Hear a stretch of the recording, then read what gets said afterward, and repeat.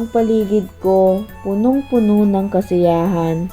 Ang iba naman ay kalungkutan, bighati, problema at madaming iniisip.